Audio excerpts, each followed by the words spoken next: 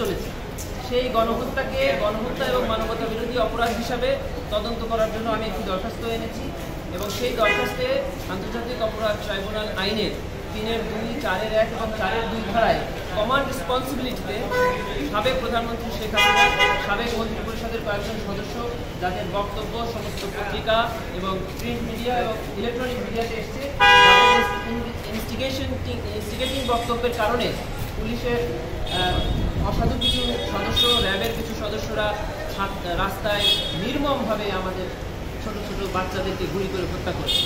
এটা গণহত্যা হয়েছে। এটা কোনো আইসোলেটেড ক্রাইম না যে এটা 302-তে একটা থানায় বা কোর্টে মামলা। এটা হলো একটা সিস্টেম ক্রাইম।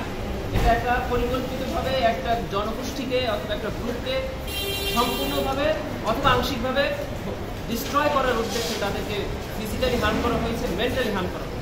আমি পত্রিকার নিউজ দিয়েছি, সেখানে দেখবেন সারা বাংলাদেশে 4.5 লক্ষ মানুষকে এই ছাত্র জনতাকে আসামি করে মামলা হয়েছে। That is purely mentally harm. এবং প্রায় 10,000 ছাত্র জনতা আহত হয়েছে, 5,000 ছাত্র জনতা স্থায়ীভাবে পঙ্গুত্ব বরণ করেছে, অন্ধ হয়েছে। আর নিহতের যে পরিসংখ্যানটা বিভিন্ন পত্রপত্রিকায় দিয়েছে, সেই পরিসংখ্যানটাকে আমরা কমপক্ষে হিসাবে দিচ্ছি যেন তারা তদন্ত করে এই সকল সঠিক সংখ্যাটা বের করে আনতে পারে।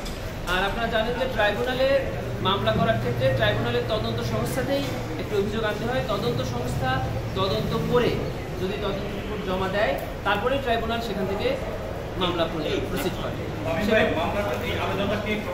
এই আবেদনটা গ্রহণ করেছেন, আবেদনটা করেছি ট্রাইব্যুনালের কোঅর্ডিনেটর তদন্ত সংস্থা আন্তর্জাতিক অপরাধ ট্রাইব্যুনাল, তার বরাবর করেছি। গ্রহণ করেছেন জনাব আতাউর রহমান সাহেব, অ্যাসিস্ট্যান্ট এসপি।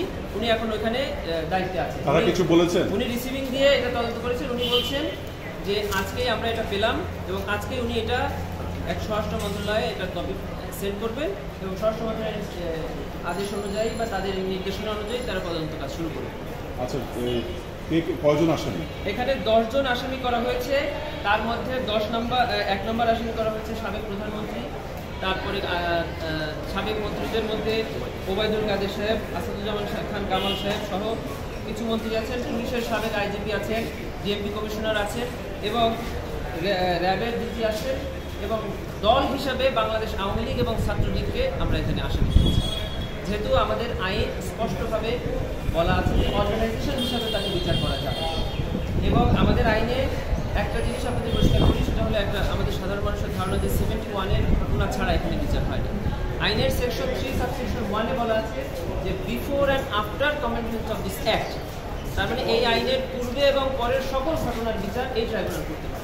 সেজন্যই আমরা দেখছি যে এই সিস্টেম ক্রাইম, এই পরিকল্পিত ক্রাইম, এটা একমাত্র এই ট্রাইব্যুনালে বিচার করা সম্ভব। আমি ভাই, বিগত সরকারের আইনমন্ত্রী বলেছিলেন যে সংগঠনের বিচার করার সুযোগ নেই এবং আইন সংশোধন করার কথা বলেছেন। ওনারা এই যে কথা বলেছিলেন তার ব্যাপারে আমার কথা হলো যে স্পষ্টভাবে অপরাধীদের নামের ক্ষেত্রে ওনারা অ্যামেন্ডমেন্ট করেই ওখানে অর্গানাইজেশন বসিয়েছেন। আমার কাছে আইনটা আছে, আপনারা দেখে নেবেন। অর্গানাইজেশনটাকে অ্যামেন্ডমেন্ট করেই বসানো হয়। এখন বিচারে সাজা কি হবে সেটা বলা আছে, সাজা হিসেবে কোর্ট নির্ধারণ করবে। কিন্তু ওনারা সেকশন 10 জন, কিন্তু ওনারা অর্গানাইজেশন শব্দটা বসিয়েছেন সেখানে এবং আইনে সেটা আছে। আমরা সকল পত্রিকা